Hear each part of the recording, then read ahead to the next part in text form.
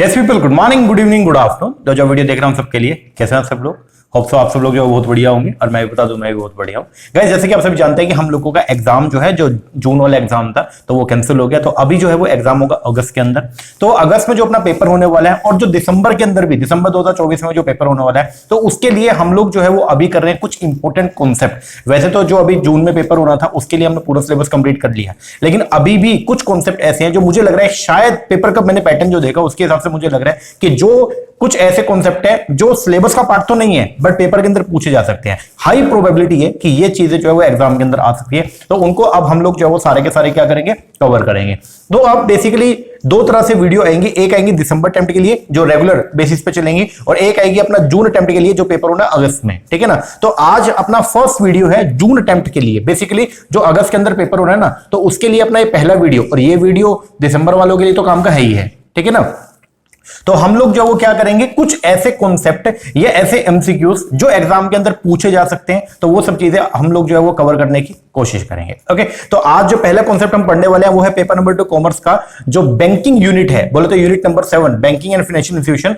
उसका एक बहुत ही लाइमलाइट वाला टॉपिक है जो मुझे लगता है कि एग्जाम के अंदर पूछा जा सकता है। That is the money supply या सप्लाई ऑफ मनी। ओके, ये क्या होता है, जैसे देखो आप लोगों को मालूम है कि आरबीआई जो है वो मॉनेटरी पॉलिसी इशू करता है। अब मॉनेटरी पॉलिसी जो इशू की जाती है उसके पीछे का जो मेन एम है वो क्या है। वैसे तो अब आप बोलोगे सर आपने तो ये पढ़ा था आरबीआई ने मॉनेटरी पॉलिसी कमेटी इशू करती है, तो बेसिकली वो कमेटी बनी तो आरबीआई के अंडर ही हुई है। ठीक है ना, सेक्शन तो उसका आरबीआई एक्ट से लिया गया है। तो बेसिकली हम ये बोल देते हैं जनरली कि अपने इंडिया के अंदर जो है वो मनी सप्लाई को कंट्रोल करने के लिए आरबीआई जो है वो मॉनेटरी पॉलिसी को क्या करता है, इशू करता है। तो आपको इतना तो मालूम है, लेकिन मनी सप्लाई का मतलब क्या है वो तो हमको नहीं पता। आप समझना कि हमको ये तो मालूम है कि देश के अंदर जो भी पैसा है उसको कंट्रोल करने के लिए आरबीआई जो है वो क्या करता है, मॉनेटरी पॉलिसी इशू करता है। क्योंकि हम ये चाहते हैं ना तो देश के अंदर एक्सेस अमाउंट के अंदर मनी सप्लाई हो, और ना ही हम ये चाहते हैं कि मनी सप्लाई बिल्कुल ही क्या हो जाए, क्रैश हो जाए, बोल तो मनी सप्लाई की कमी हो जाए। ना तो ज्यादा होनी चाहिए ना कम, क्योंकि अगर मनी सप्लाई जो है वो क्या होगी, ज्यादा होगी, तो फिर क्या होगा, पैसा ज्यादा होगा तो लोगों की परचेजिंग पावर बढ़ेगी। अगर लोगों की परचेजिंग पावर बढ़ेगी तो लोग डिमांड ज्यादा करेंगे, और अगर डिमांड ज्यादा होगी और सप्लाई अगर लिमिटेड है तो उस केस में क्या होगा, प्राइसेस बढ़ेंगे और इन्फ्लेशन बहुत ज्यादा बढ़ जाएगा। जिससे होगा क्या, अगर महंगाई बढ़ेगी तो जो बेसिक वस्तुएं हैं वो आम इंसान की रीच से क्या हो जाएंगी, बाहर हो जाएंगे, और वो बहुत ही वर्स्ट सिनेरियो जो है वो हो जाएगा। तो उस चीज में आरबीआई जो है वो क्या करता है, इंटरफेयर करता है अपनी मॉनेटरी पॉलिसी से, और मॉनेटरी पॉलिसी से आरबीआई मनी सप्लाई को कंट्रोल करने का काम करता है। और अगर देश में मनी सप्लाई अगर कम है तो भी बहुत दिक्कत है, क्योंकि अगर मनी सप्लाई कम है तो लोगों की परचेजिंग पावर नहीं है, और अगर लोगों की परचेजिंग पावर ही नहीं है तो बट नेचुरल है कि लोगों के पास में खरीदने के लिए पैसा नहीं है, तो लोग डिमांड भी कम करेंगे। डिमांड कम होगा तो प्रोडक्शन कम होगा, प्रोडक्शन कम होगा तो एम्प्लॉयमेंट कम होगी, बेरोजगारी बहुत ज्यादा क्या हो जाएगी, बढ़ जाएगी। वो भी अपना जो सिनेरियो बहुत ही क्या वर्स्ट है। तो इन दोनों सिचुएशन से निपटने के लिए आरबीआई जो है वो हर 2 महीने में बाई मंथली पॉलिसी इशू करता है, जिसको बोलते हैं हम लोग क्या, मॉनेटरी पॉलिसी। तो अपने देश के अंदर मनी सप्लाई को कंट्रोल करने के लिए आरबीआई के द्वारा एक पॉलिसी इशू की जाती है जिसको बाई मंथली पॉलिसी बोलते हैं। That is known as the monetary policy. Okay, अब मॉनेटरी पॉलिसी के अंदर जो है वो कुछ टूल्स होते हैं जिनको यूज करके आरबीआई जो है वो देश के अंदर क्रेडिट को कंट्रोल करने का काम करता है। अब वो टूल 2 तरह के, एक है क्वालिटेटिव, एक है क्वांटिटेटिव। उसके अंदर अभी हम नहीं जाएंगे, हमने वो पढ़ लिया चैप्टर नंबर 3 के अंदर। बट द क्वेश्चन इज, हम हमेशा एक बात बोल रहे हैं, क्या बोल रहे हैं, कि देश में मनी सप्लाई को कंट्रोल करना।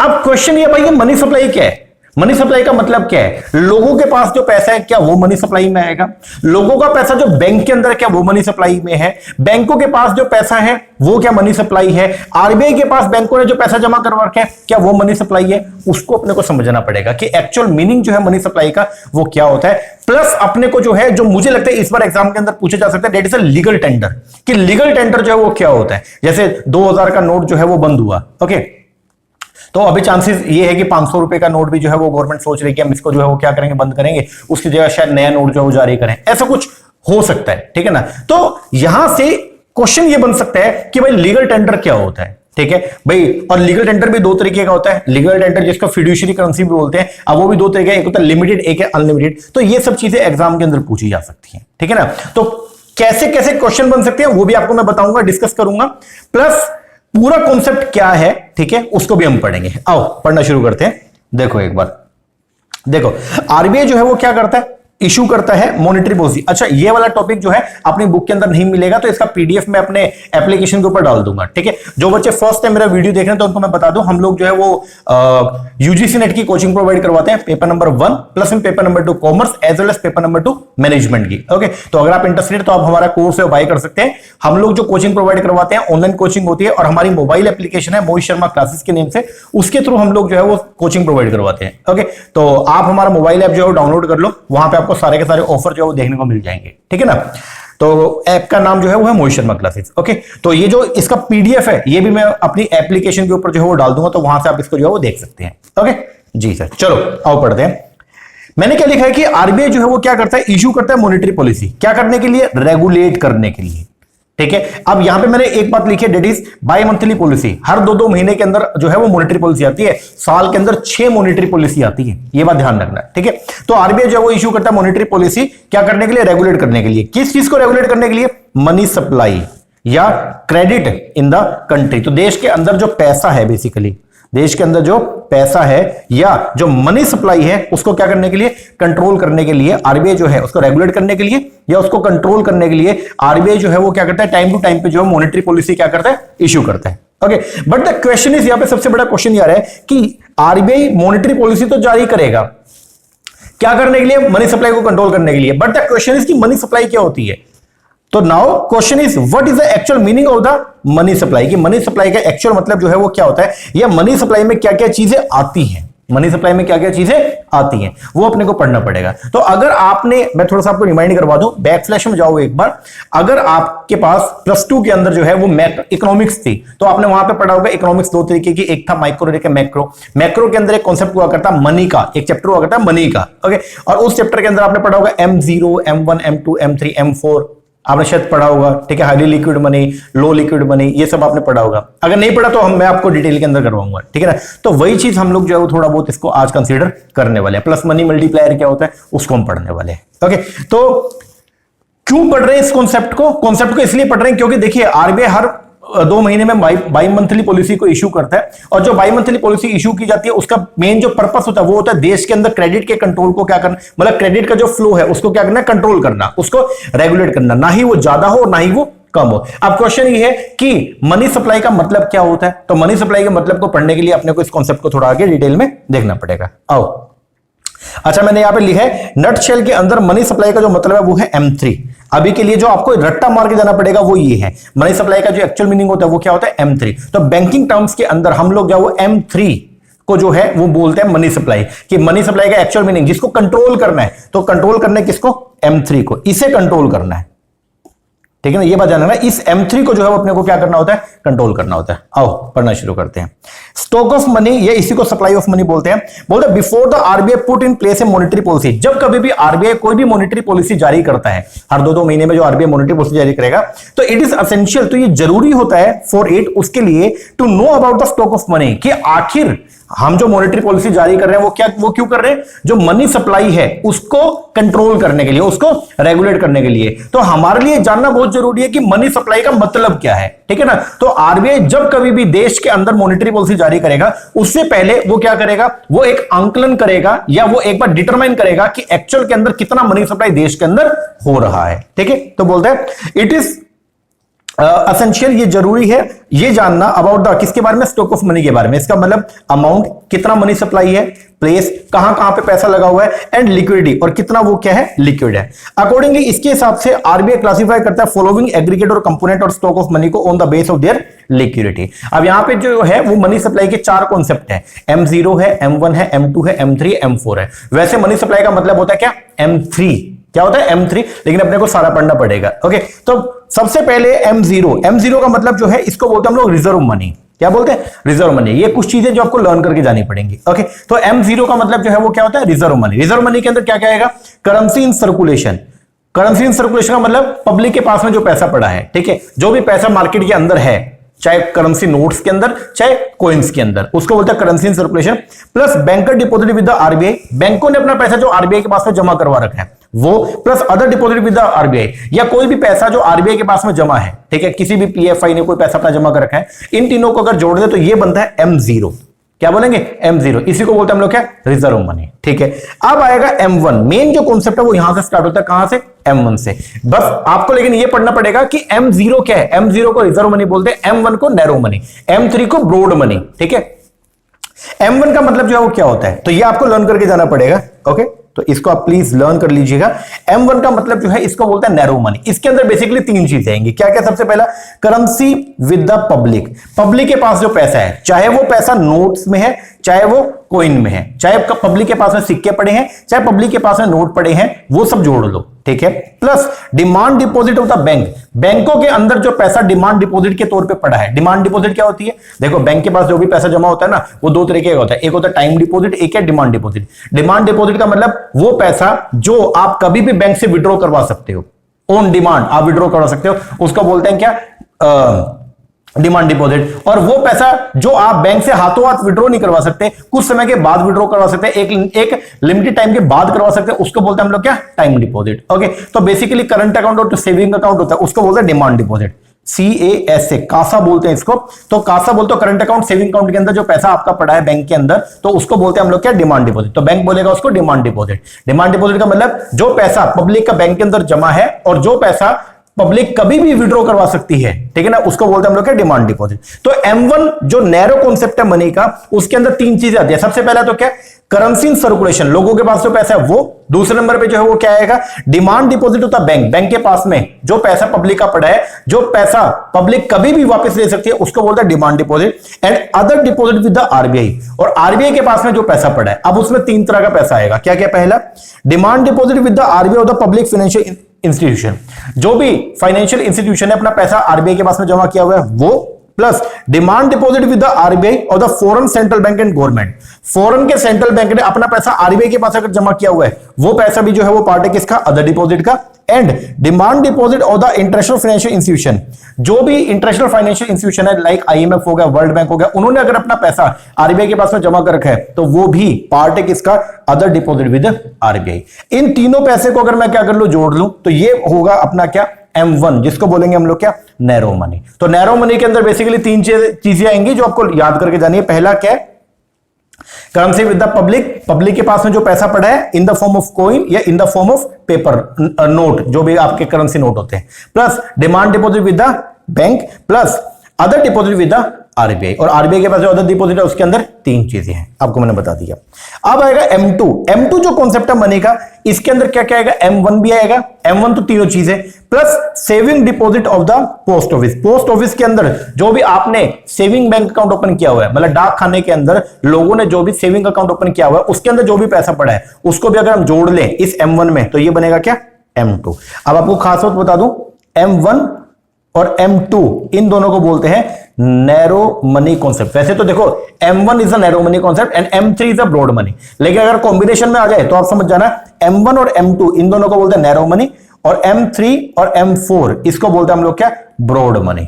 ठीक है ना, ये बात थोड़ा ध्यान रखना। चलो M3 के अंदर क्या आएगा, M3 इसको ब्रॉड मनी कॉन्सेप्ट बोलते हैं। इसके अंदर क्या आएगा, M1, और M1 में अगर मैं टाइम डिपॉजिट होता बैंक जोड़ दूं, टाइम डिपॉजिट का मतलब जो पैसा बैंकों के अंदर पब्लिक का जमा है, पब्लिक ने अपना पैसा बैंक में जमा किया है लेकिन एक टाइम के लिए, इसके अंदर बेसिकली क्या आएगा, FD एंड टर्म डिपॉजिट, जो फिक्स डिपॉजिट हो गया या जो टर्म डिपॉजिट हो गया, ये सब। ठीक है, इसको अगर मैं जोड़ दूं तो ये बनेगा क्या, M3। और एक्चुअल के अंदर हम जो बोलते हैं ना बारी बारी कि RBI मॉनेटरी पॉलिसी इशू करता है देश में क्रेडिट को कंट्रोल करने के लिए या मनी सप्लाई को कंट्रोल करने के लिए, तो मनी सप्लाई का बेसिक मीनिंग ये होता है M3, इसको कंट्रोल करना है। इसके अंदर क्या क्या आएंगी, टोटल चार चीजें, M1 की तीन चीजें और एक है time deposit of the bank. इसके बाद M4 भी पढ़ लो। M4 के अंदर क्या आएगा, M3, ये तो पूरा आएगा, plus all deposit of the post office. Post office के अंदर जो भी पब्लिक का पैसा जमा है हर तरीके का, चाहे वो सेविंग अकाउंट है और चाहे वो करंट अकाउंट है, ठीक है ना, चाहे वो सेविंग है मतलब बेसिकली फिक्स डिपॉजिट के लिए है, FD करवा रखी है, चाहे आपने सेविंग अकाउंट ओपन किया हुआ है, वो सब जो है उसको अगर हम जोड़ लें, ठीक है ना, वो बनेगा क्या, M4। वो क्या बनेगा, M4। लेकिन जब आप ओल्ड डिपॉजिट लोगे पोस्ट ऑफिस की, उसमें जो NSC है, नेशनल सेविंग सर्टिफिकेट्स, इनको आपको इंक्लूड नहीं करना है। ओके, तो ये M1 और M2 तो है नैरो मनी कॉन्सेप्ट, और M3 और M4 जो है इनको बोलते हैं हम लोग क्या, ब्रॉड मनी कॉन्सेप्ट। ये बात ध्यान रखना। और अब मेन नटशेल की बात अगर हम करते हैं तो हम यहां पे क्या बोलते हैं, एग्रीगेट मनी रिसोर्स क्या है कंट्री का, तो if money supply in the country is measure using M3 measure, हम कैसे अपने देश में मनी सप्लाई को कैसे मेजर करते हैं, M3 के तौर पे, ठीक है ना। तो ये जो M3 है इसी को बोलते हैं हम लोग क्या, aggregate monetary resource of the country. इसको क्या बोलते हैं, aggregate monetary resource of the country. तो जब कभी भी अगर मान लो अब एग्जाम के अंदर अगर पूछ ले कि M1 में क्या आएगा तो आपको मैंने बता दिया, M3 में क्या आएगा वो आपको पता है। और अगर एग्जाम में ये आ जाए कि आरबीआई मॉनेटरी पॉलिसी इशू करता है देश के अंदर मनी सप्लाई को कंट्रोल करने के लिए, then what implies the money supply, तो आप क्या बोलोगे, मनी सप्लाई का मतलब जो है वो क्या है, M3। And what constitutes M3, M3 constitute M1 plus M3 में क्या आएगा, M1 आएगा और प्लस में क्या आएगा, time deposit of the bank. बैंकों के अंदर जो एफडी या आरडी के तौर पे जो पैसा पब्लिक ने जमा करवा रखा है उसको अगर हम जोड़ लें M1 में तो ये बनेगा क्या, M3। तो M1 is known as the narrow money concept and M3 is known as the broad money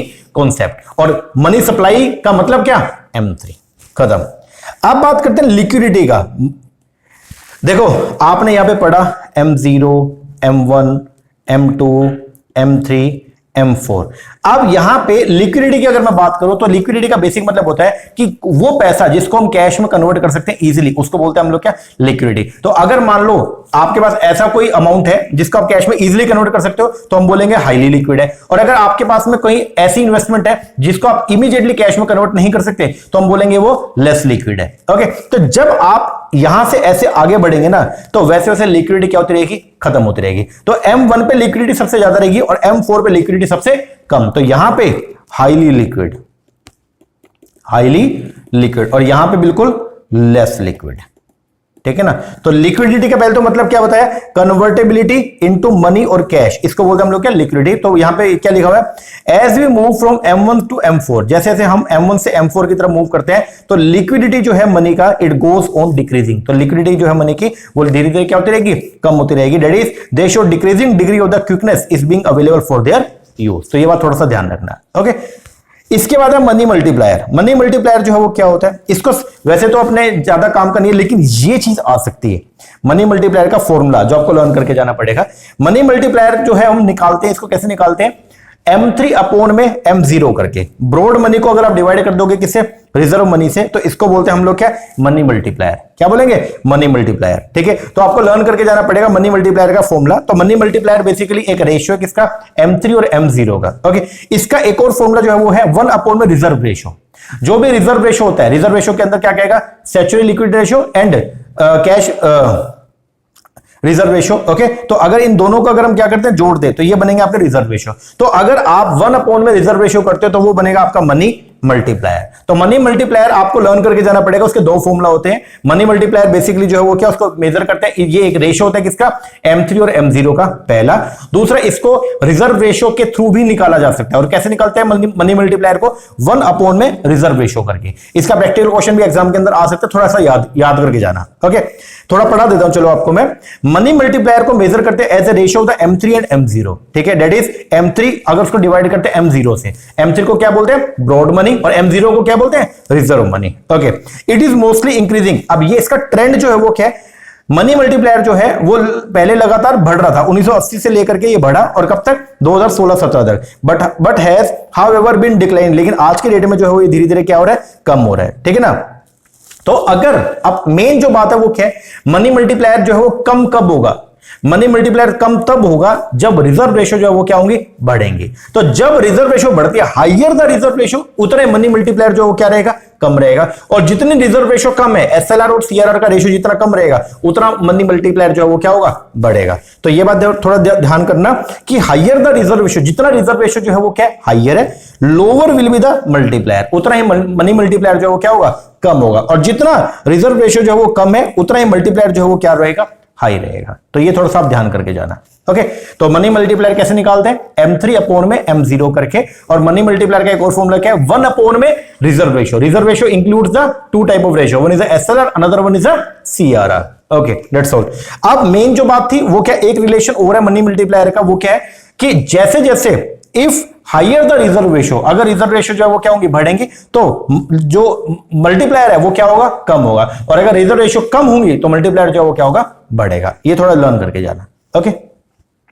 और करंट ट्रेंड जो वो क्या ये है, एक देखो यहां पे बात की गई इकोनॉमिक सर्वे की। देखो गवर्नमेंट फ्यूचर में क्या करने वाली है उसके लिए गवर्नमेंट बजट जारी करती है और गवर्नमेंट ने पूरे साल में क्या किया उसका जो लेखा जोखा है, उसका जो रिकॉर्ड होता है, उसको बोलते हैं इकोनॉमिक सर्वे। तो जब कभी भी गवर्नमेंट नया बजट जारी करती है तो बजट जारी करने से एक दिन पहले गवर्नमेंट इकोनॉमिक सर्वे इशू करती है। इकोनॉमिक सर्वे यह बताता है कि पिछले साल में गवर्नमेंट ने क्या किया है, ठीक है, एक पूरे वित्तीय वर्ष के अंदर गवर्नमेंट ने क्या किया, उस सब का जो ब्यौरा होता है उसको बोलते हैं इकोनॉमिक सर्वे। और फ्यूचर में अगले एक साल के अंदर गवर्नमेंट क्या करने वाली है उसका जो ब्यौरा होता है उसको बोलते हैं हम लोग क्या, बजट। ये बात थोड़ा ध्यान रखना। तो इकोनॉमिक सर्वे की रिपोर्ट जो ये बोलते हैं कि स्टार्टिंग के अंदर जो आपका मनी मल्टीप्लायर था वो क्या था, ज्यादा था, और आज की डेट में मनी मल्टीप्लायर क्या है, कम है। और मनी मल्टीप्लायर कम कब होता है, जब रिजर्व रेशो क्या होती है, बढ़ती है। तो अगर रिजर्व रेशो जो है वो क्या होंगी, ज्यादा होंगी, तो मनी मल्टीप्लायर क्या, कम, और अगर रिजर्व रेशो कम है तो मनी मल्टीप्लायर ज्यादा रहेगा। ये थोड़ा सा याद करके जाना, ठीक है। ये रिलेशन आपको हमने बता दिया।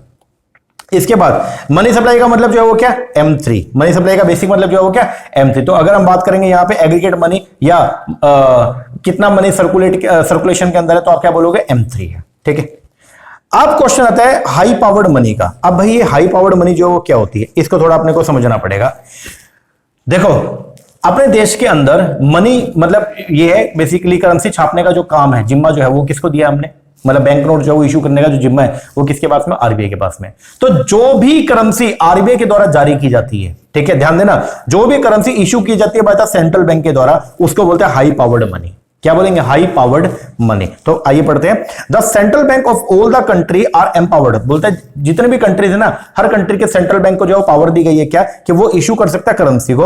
The currency issue by the central bank is known as the high powered money. जो भी करेंसी इशू की जाती है सेंट्रल बैंक के द्वारा, उसको बोलते हैं high powered money, because it is generally backed by supporting reserve and it's value is guaranteed by the government. क्यों, क्योंकि जब कभी भी कोई भी सेंट्रल बैंक जो है वो मनी जारी करता है ना, जब वो पैसा इशू करता है या करेंसी इशू करता है, तो उसके बदले में वो कुछ बैकअप के तौर पे जो है वो रिजर्व मेंटेन करता है, ठीक है, फॉरेन करेंसीज के और या फिर किसके, गोल्ड के, ठीक है। जैसे अपने इंडिया के अंदर भी जो है वो आरबीआई जो है वो क्या करता है, पैसा जारी करता है, करेंसी इशू करता है। तो आरबीआई जब भी नए नोट छापेगा ना, तो उसके बदले में जो है वो क्या करेगा, रिजर्व मेंटेन करके चलता है, ठीक है ना। तो क्या बोलता है, द करेंसी जो इशू की जाती है आरबीआई के द्वारा, सेंट्रल बैंक के द्वारा, उसको हाई पावर्ड मनी बोलते हैं, क्योंकि because it is generally backed, क्योंकि उसके बैकअप के तौर पे क्या पड़ा होता है, supporting reserve and it's value is guaranteed by the government and it is the source of all other form of money. और उसकी वैल्यू किसके द्वारा, जो पैसा होता है उसकी वैल्यू गारंटीड होती है गवर्नमेंट के द्वारा या आरबीआई के द्वारा। आप कभी भी करेंसी नोट देखोगे तो वहां पे जो है वो एक बात लिखी होगी,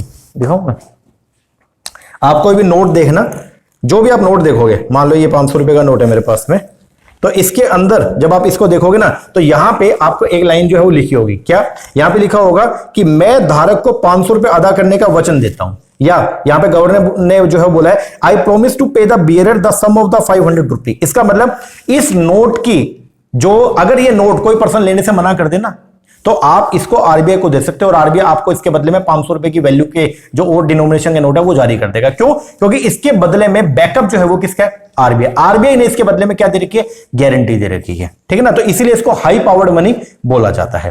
okay, the currency which is issue by the central bank in fact is the liability of the central bank. जो भी करेंसी आरबीआई इशू करता है वो लायबिलिटी किसका, सेंट्रल बैंक का और गवर्नमेंट का। In general Therefore, this liability must be backed by an equal value of the asset. Generally तो ये होता है जितना भी आप नोट छापोगे ना, उसके बदले में इक्वल अमाउंट के रिजर्व आप अपने पास में क्या रखोगे, मेंटेन। लेकिन पॉसिबल ही नहीं है, इतना रिजर्व मेंटेन करना पॉसिबल ही नहीं है। हम ये बोलते हैं, आप जैसे अगर यहां पे बोल दिया कि अगर आरबीआई 1000 करोड़ के नोट छापेगा तो बदले में 1000 करोड़ का रिजर्व मेंटेन कर लेना, यार पॉसिबल ही नहीं है, इतना गोल्ड ही नहीं है, तो आप कैसे मेंटेन कर सकते हो, नहीं मेंटेन कर सकते हो। तो वैसे क्या बोलते हैं, जनरली तो देयरफॉर ये जो लायबिलिटी है it must be backed by the equal value of the asset consisting mainly of the gold and the foreign exchange reserve. तो in practice however most country have adopted minimum reserve system. तो आप बिल्कुल equal reserve maintain करो, ये तो possible नहीं है। लेकिन अब कंट्री जो वो क्या करती है, नोट तो छापने हैं ही, तो कंट्री बेसिकली यहां पे जो है वो मिनिमम रिजर्व सिस्टम को जो है वो क्या करती है, मेंटेन करती है। अब मिनिमम रिजर्व सिस्टम जो वो क्या, कि अगर आप कभी भी अपनी करेंसी इशू करोगे तो आपका एक मिनिमम इतना रिजर्व मेंटेन करके चलना है। अब वो क्या सिस्टम है, इंडिया में क्या चलता है, उसको थोड़ा पढ़ते हैं। बोलता है under the minimum reserve system central bank के लिए जरूरी होता है कि वो जब भी करेंसी नोट जारी करेगा तो वो क्या करेगा, अपने पास मेंटेन करेगा certain minimum reserve of the gold and the foreign security and is empowered to issue currency to any extent. India ने इस सिस्टम को अडॉप्ट किया था अक्टूबर 1956 के अंदर। आरबीआई के लिए जरूरी था कि वो जब कभी भी नोट छापेगा तो 515 करोड़ के रिजर्व अपने पास मेंटेन करेगा। 515 करोड़ का जो है वो बैकअप मेंटेन करेगा, जिसके अंदर 400 करोड़ के तो होगी फॉरेन सिक्योरिटी और 115 करोड़ का जो है वो क्या होगा, गोल्ड होगा। फिर 1957 के अंदर ये जो मिनिमम रिजर्व था इसको हमने कम करके क्या 115 करोड़ के गोल्ड पे ले आए। हमने ये बोल दिया कि जब कभी भी हम नोट छापेंगे ना भाई 400 करोड़ की करेंसी तो हम फॉरेन करेंसी तो मेंटेन नहीं कर सकते, हाँ हम गोल्ड मेंटेन कर लेंगे, ठीक है। And the rest in the form of the rupee security mainly due to the scarcity of the foreign currency to meet the essential import bill, क्योंकि हमारे खुद के पास फॉरेन करेंसी की कमी थी। अगर पैसा आगे देने के लिए तो है नहीं तो उसको बल्कि मैं रिजर्व के तौर पे मेंटेन करूं, कोई औचित्य नहीं बनता। तो इसलिए आरबीआई बोला कि देखो जी हम नोट तो नहीं छापेंगे, वो तो जरूरी है क्योंकि हमने इकोनॉमी को रन करना है, तो करेंसी नोट तो हम जारी करेंगे, बट करेंसी नोट को जारी करने के लिए हमारे पास बैकअप के तौर पे जो रिजर्व होना चाहिए किसका, फॉरेन करेंसी का और गोल्ड का। तो फॉरेन करेंसी तो नहीं है तो हम गोल्ड का रिजर्व सिर्फ मेंटेन करेंगे 115 करोड़ का, ठीक है। तो बोलता है यहां पे एक गोल्ड रिजर्व ऑफ 115 करोड़, ठीक है, against the currency of 29.6 lakh crore. इतना पैसा आज तक जो है वो आरबीआई ने इशू किया हुआ है। कितने के नोट इशू किए हुए हैं, 29.6 लाख करोड़ के, ठीक है। और इसके इतना अमाउंट का जो नोट इशू किए और इसके बदले में जो है ना रिजर्व सिर्फ कितना है, 115 करोड़ का, ठीक है ना।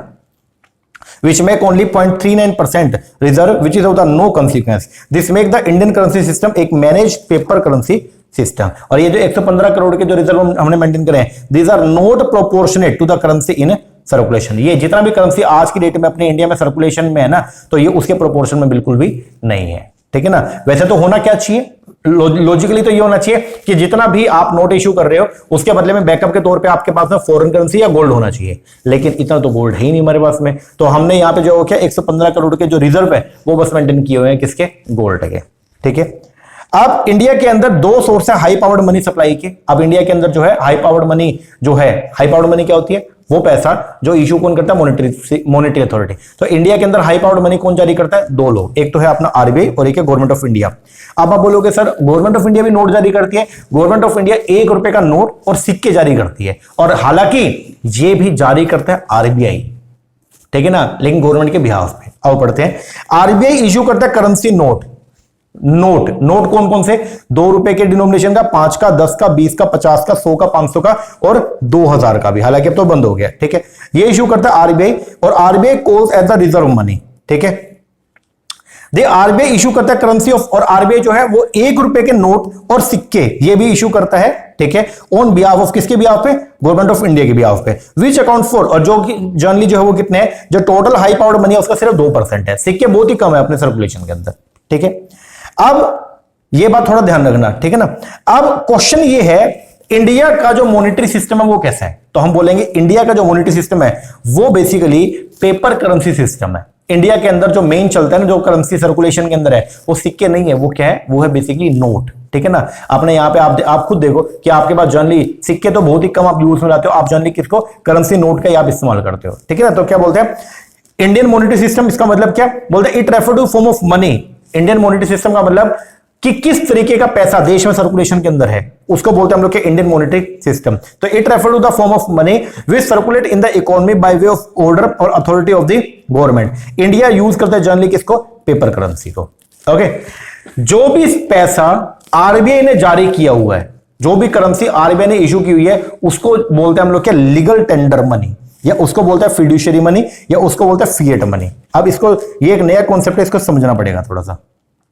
देखो यहां तक तो आई थिंक आपको समझ में आ गया होगा कि इंडिया का जो मॉनेटरी सिस्टम है वो कैसा है। तो इंडिया का जो मॉनेटरी सिस्टम है वो कैसा है, पेपर करेंसी सिस्टम है, ठीक है जी। अब क्वेश्चन ये है, आरबीआई के द्वारा जो भी पैसा इशू किया जाता है, जो भी नोट इशू किए जाते हैं, उसको बोलते हैं हम लोग क्या, लीगल टेंडर मनी, या उसको बोलते हैं हम लोग क्या, फिएट मनी, या उसको बोलते हैं फिड्यूशियरी मनी, ठीक है। अब ये थोड़ा सा आप ध्यान रखना, तो लीगल मनी या फिएट मनी या फिड्यूशियरी मनी ये क्या होती है, it is issued by the order और अथॉरिटी ऑफ द गवर्नमेंट, ठीक है जी। ये किसके द्वारा जारी की जाती है, गवर्नमेंट के ऑर्डर पे या गवर्नमेंट अथॉरिटी के द्वारा, ठीक है जी। अब ये जो लीगल टेंडर है ये 2 तरीके का होता है। अब ये थोड़ा समझना पड़ेगा, एक होता है लिमिटेड लीगल टेंडर और एक होता है अनलिमिटेड लीगल टेंडर। मैंने आपको कोई पेमेंट करनी है, ठीक है, एग्जांपल मान लो मैंने आपको 1 लाख रुपए देना है। अब 1 लाख रुपए जो मैंने आपको देने हैं ना, वो अगर मैं आपको ये 500 के नोट दे दूं, मैंने आपको 1 लाख रुपए जो है वो देने थे, और मैं अगर आपको 500 के नोट दे दूं, बेसिकली मैं आपको 200 नोट दे दूं, कितने कितने के, 500 की डिनोमिनेशन के 200 नोट दे दूं, क्या आप एक्सेप्ट कर लोगे क्या? यस और नो पहले ये बताओ। हाँ सर कर लेंगे, कोई इशू नहीं है। अगर मैंने आपको 1 लाख रुपए की पेमेंट करनी है और अगर मैं आपको ये 500 के 200 नोट दे दूं, क्या आप एक्सेप्ट कर लोगे? कर लेंगे। अब दूसरा कॉन्सेप्ट, दूसरा सिनेरियो, मैंने आपको 1 लाख रुपए की पेमेंट करनी थी और मैं आपको 50 पैसे के सिक्के दे दूं, या मैं आपको 1 रुपए के सिक्के दे दूं, क्या आप एक्सेप्ट करोगे क्या? अगर मैं आपको 1 रुपए के सिक्के दूं तो 1 लाख सिक्के हो गए, क्या आप एक्सेप्ट करोगे क्या? बताओ जर्नली, क्या आप एक्सेप्ट कर लोगे क्या? यस और नो? नहीं सर, हम एक्सेप्ट नहीं करेंगे। तो लेकिन क्या वो पैसा भी क्या अपनी मॉनेटरी अथॉरिटी ने ही इशू किया हुआ है? हाँ जी सर किया हुआ है, लेकिन हम उसको जनरली एक्सेप्ट नहीं करेंगे। तो अब यहां पे 2 कॉन्सेप्ट आते हैं। जब कभी भी आपको किसी को पेमेंट करनी है तो पेमेंट करने के लिए जो है वो आप जो है लीगल टेंडर का यूज करते हो। लीगल टेंडर का मतलब जो है वो क्या हो गया? लीगल टेंडर मनी का मतलब जो भी करेंसी इशू की गई है किसके द्वारा? आरबीआई के द्वारा। अब आरबीआई के द्वारा जो भी करेंसी जारी की जाती है या गवर्नमेंट के द्वारा जो भी करेंसी जारी की जाती है वो 2 तरीके की होती है। एक होती है लिमिटेड लीगल टेंडर और एक होती है unlimited legal tender. Limited legal tender का मतलब क्या होता है? इसको आप यूज कर सकते हैं पेमेंट करने में ओनली लिमिटेड वैल्यू में। वो करेंसी जिसको मैं यूज कर सकता हूं पेमेंट करने में लेकिन ओनली लिमिटेड वैल्यू के अंदर, उसको बोलते हैं लिमिटेड लीगल टेंडर। और अनलिमिटेड लीगल टेंडर का मतलब होता है वो करेंसी जिसको मैं यूज कर सकता हूं पेमेंट करने में अनलिमिटेड रुपए में, अनलिमिटेड अमाउंट के अंदर, ठीक है ना, अनलिमिटेड वैल्यू के लिए, तो उसको बोलता है अनलिमिटेड लीगल टेंडर। तो it can be use to settle payment of the unlimited value. Okay, जैसे 1 रुपए का नोट हो गया, 2 रुपए का, 5 का, 10 का, 20 का, 50 का, 100 का, 200 का, 500 का और 2000 का, ठीक है, या 1 रुपए से ऊपर के कॉइन, ठीक है, कॉइन्स नोट लेस देन 1 रुपी। ओके, तो इसको बोलते हैं हम लोग क्या? Unlimited legal tender. तो अनलिमिटेड लीगल टेंडर का मतलब जब कभी आपने किसी पर्सन को पेमेंट करनी है और पेमेंट करने में अगर आप इनको यूज करते हो तो आप जितना मन चाहे उतने नोट को आप इस्तेमाल कर सकते हो, दूसरा पर्सन उसको मना नहीं करेगा। लेकिन 1 रुपए से नीचे के सिक्के अगर आप दूसरे पर्सन को देते हो, पेमेंट करते हो, तो वो मैक्सिमम 1000 रुपए तक आप पेमेंट कर सकते हो।